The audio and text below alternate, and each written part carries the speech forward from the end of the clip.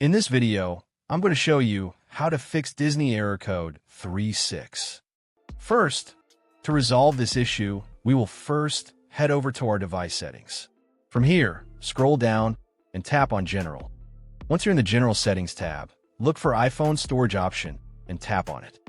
Over here, you can either search for the app or you can scroll down and look for it. Then tap on the app. On the next screen, you need to tap on the Offload app option. A confirmation pop-up will come up.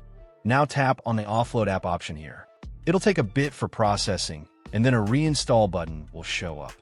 Simply tap on it to reinstall the app. This should resolve the issue, but if it doesn't, then you need to check if the app is running an older version. Head over to App Store. From here, double tap on this search icon in the bottom right corner, and then search for the app.